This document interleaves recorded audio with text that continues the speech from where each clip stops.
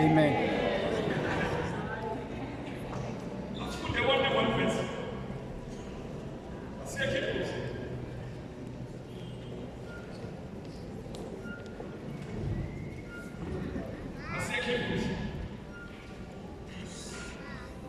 Chapter 18, verse 4. What marriage is honorable in all.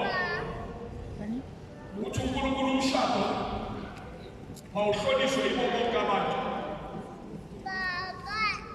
Umshado mawuhlonishwe yiyo yonke into. Amadimoni kuthiwa wahlonipha umshado. Yingilosi asihlonipha umshado. Wonondindwa abahlonipha umshado. Kuthiwa umshado awuhlonishwe. uNkulunkulu akakhulumi ngabashadile, ukhuluma ngento abakuyo. Kuthiwa into ebizwa ngomshado ayihlonishwe.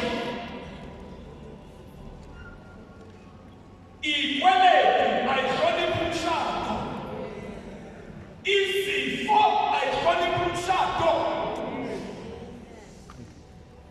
Wena washada ungenasifo, washada ungenabhekile, leyo hayi ngeyiqalekisi ayiphume kulowo mshado. Lo mshado kuwo owabantu ababili.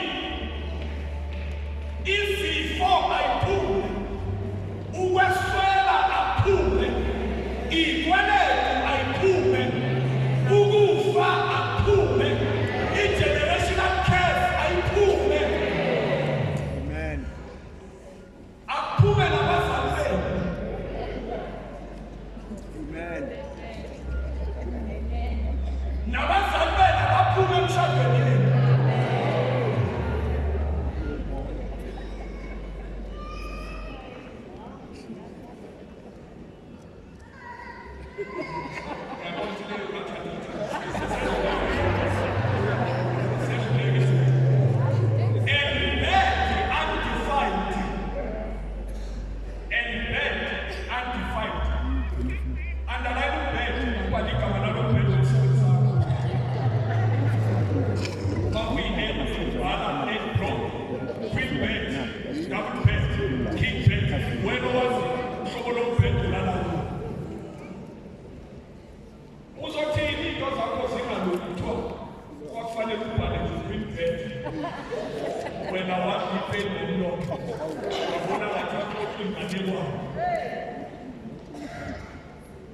Kuthiwa ayingabibikho into eyenza ikhaphuli ingakwazi ukunamba.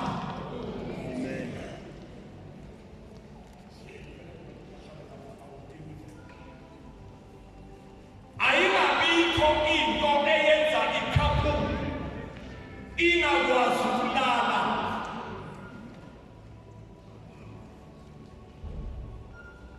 Bantu enza nemshadweni bazukulu ensemshadweni kagogo, kuthiwa ingabikho into ezokwenza ugogo angakwazi ukulala emshadweni wakhe.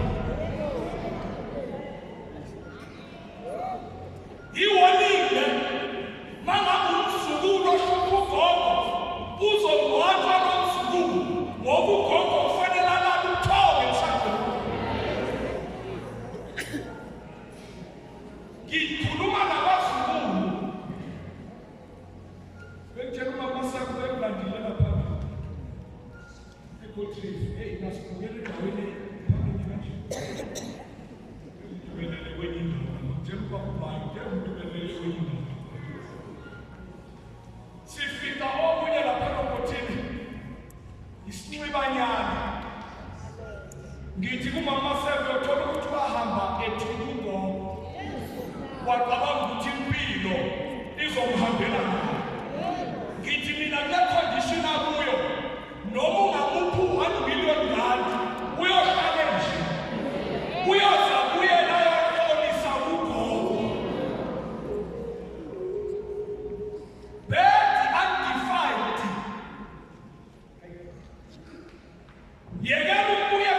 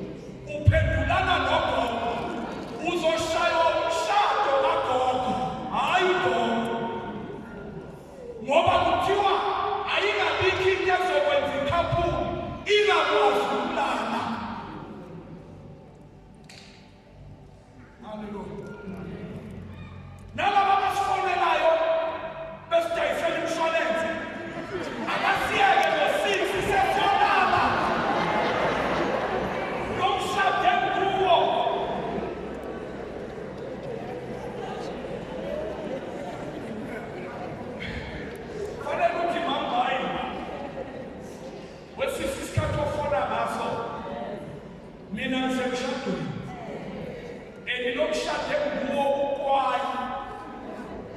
ukwayo unolaka nami ngiyawusaba nomshado ukwayo njengoba sengiyolala nje into ephazamisa umthombo ibulawa nomshado awujabusa ukubulawa nje uzafonela ikhampani wethu ebusuku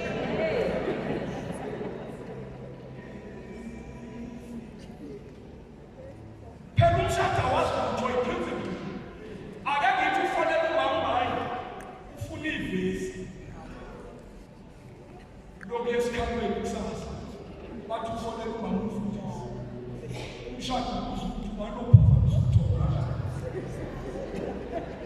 awutshela nje mlandelo ukuthi wayenganazo wafonela umama umfundisi bad undefined asithathe iphathi yokugcina siqedile but the homeowners and adulterers, God will judge. Ngithe ngathi andalana ku-homeowners okwenza ngenzi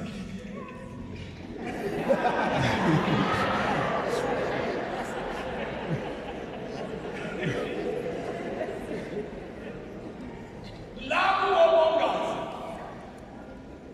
ngathi banezinto ehlasela umshado wakho naku-adulterers ngase ngithi phinda ubhale ukuthi trespassers zonke izinto ey'ngene ngokungemthetho emshadweni kuthiwa God will judge.